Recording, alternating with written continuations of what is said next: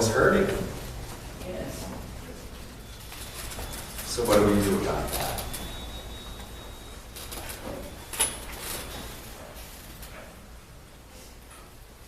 There are those three words, omnipresent, omniscient, omnipotent.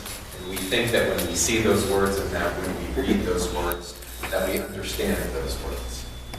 But what I've come to humbly understand within my own consciousness is that I don't. Particularly when I fall prey to the world of effect. When I look at circumstances and situations and at any given point in looking at those things, I forget. And the most base foundation of our teaching is that the only thing that is real and the only thing that is true is what we call God. And if that is to be the thing that we subscribe to and honor within our own heart and in our own mind, then we are given ample opportunity to be reminded of that and to put that into practice. And had such great things that were already written in terms of another talk, but off that went last night. Hello! This is the rhythm and the beating of the heart of the universe. And now the universe is dead.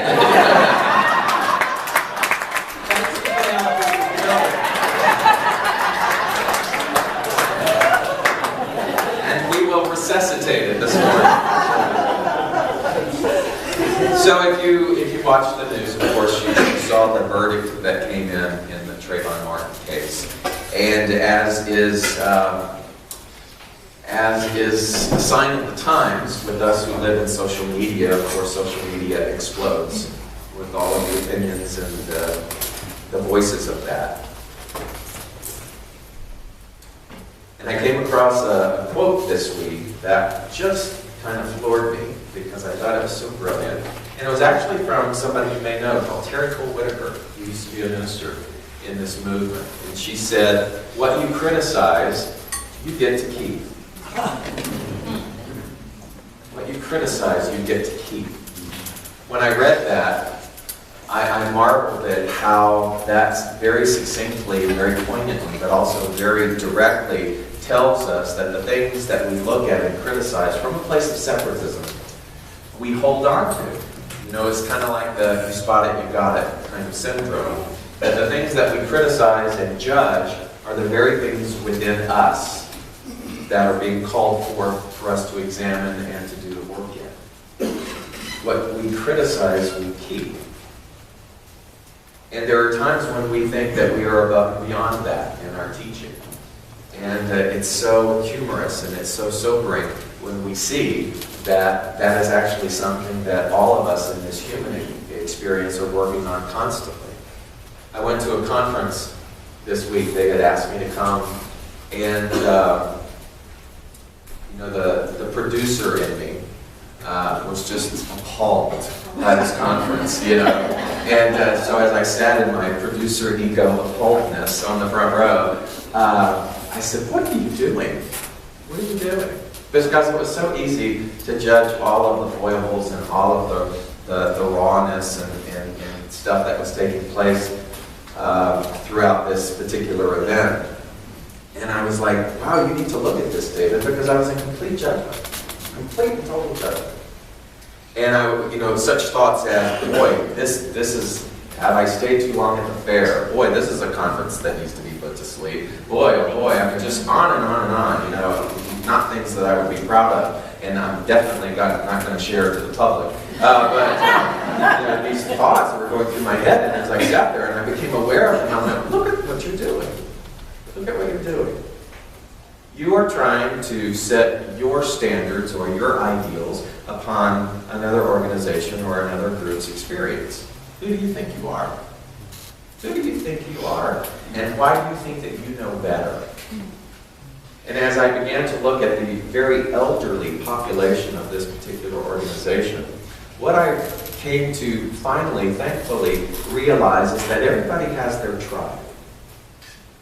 So in other words, the people who faithfully have attended this particular conference, and it was their 98th They're 98. Some of them were 98. But as I looked at them, I realized that this is what serves them. You follow? This is what feeds them. In fact, this is something that many of those people wait their entire year for. And me and my smugness, sitting there judging, I thought, you're not even worthy to get up on that stage and speak. You need to just zip it.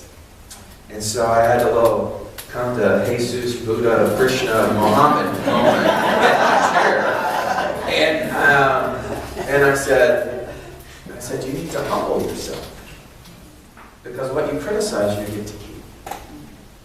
What you criticize, you get to keep. So when I look at that, what am I actually doing? If I'm criticizing something about not being good enough or being whatever, what I'm doing is I'm taking a mirror and I'm reflecting that same quality within myself that's hiding somewhere.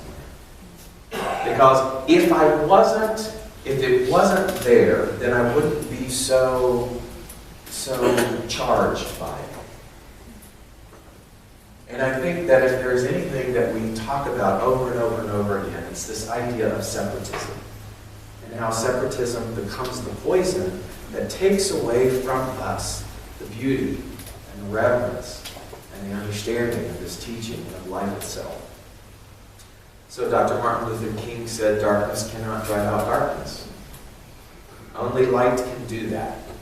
Hate cannot drive out hate. Only love can do that. And so as I experienced my own mourning and my own judgment last night as I was watching the events that went by, I was reminded of this idea that we are all one. I was reminded of the idea that there is something omnipotent, omniscient, and omnipresent going on in all activity. And so as I sat there in front of my computer screen, I said, I'm willing to see it. I'm willing to see it. I'm willing to have it uncovered for me because I don't understand. Because this seems so pure. So here's where my mind went. What I realized is that Trayvon Martin is great. His soul is having a blast because his soul is eternal. And we in our human form want to think otherwise because we in our human form still do not quite understand the experience of that eternality. We can talk about it. We can talk about it, but none of us in this room fully understand and know that there is this cosmic, beautiful, ever-progressive journey that the soul takes. I considered the fact that there was this beautiful soul contract between these two individuals. A contract which I don't understand in human form, but in some way and in some purpose, that this contract is going to facilitate what? A greater understanding and a more self-regulatory idea of the presence of God in this world. I remember a line in the movie To Kill a Mockingbird when Gregory Peck goes off and the woman, the neighbor who lives across the street, says to his son, you know, sometimes there are people in this world who are born to do the hard jobs. Sometimes there are people who come who do the things that most of us are not capable of doing. And I look at people and I look at events such as this and I look at those quote, quote, kind of soul contracts and I think, what remarkable individuals to participate in this. Now you might be thinking that I'm saying, what remarkable individual in terms of Trayvon Martin, but are you ready? I'm also talking about what remarkable individual George Zimmerman is. I'm not condoning the action, but I'm talking to you now, and please hear me from a soul perspective. Because imagine this man's life from now on. And if we are to embrace the idea that we are one, then there has to be some part of us who is willing to see that there is God in this, but who is willing to see how every big, imminent change in our world, particularly in our social construct, has come from souls who have been willing to step forth in these contracts and do the work that most of us don't. And so there has to be a grander idea. But what do you and I learn from that? We learn to look through the lens of that effect.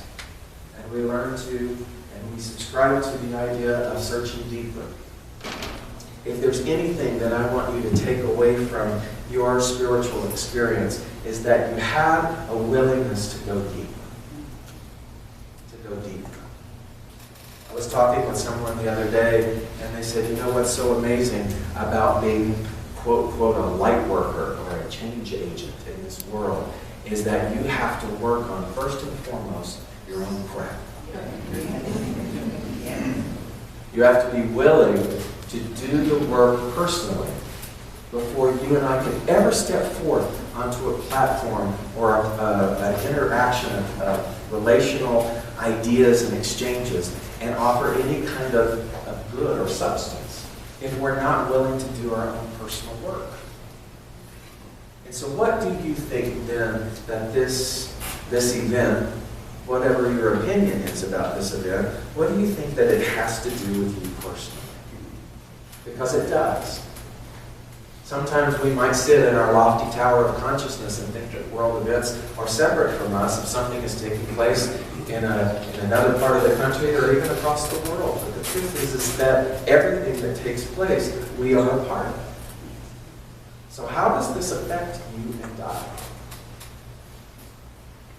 I think what it does is it calls us to understand that there is always the opportunity to believe in one power or to believe in two powers. I found this from Joel Goldsmith in his book. He says, those who accept the belief in two powers, the power of good and the power of evil, are subject to this belief. What does that mean? If you hold to the idea that there are two powers, a power of good and a power of evil, then you and I will have the experience of those two powers. If we hold to the idea that there is only one power, then how does that color and manifest our world in our experience? He says the universal mind of man has always accepted these two powers, and it has tried to use God, quote, quote, to destroy these evil powers. But how futile have been such attempts? When, however, through divine grace you can accept the truth that the omnipotence of God makes evil an impossibility, when you can look out at any condition of an erroneous nature and know that it is not of God and therefore has no power, then the image of these two powers in the universal mind evaporates. Our goal is to let the idea of two powers evaporate and begin to understand and take within us the idea that all is God. And when you think that all is God and you personalize that, then you realize the immense potentiality that is you.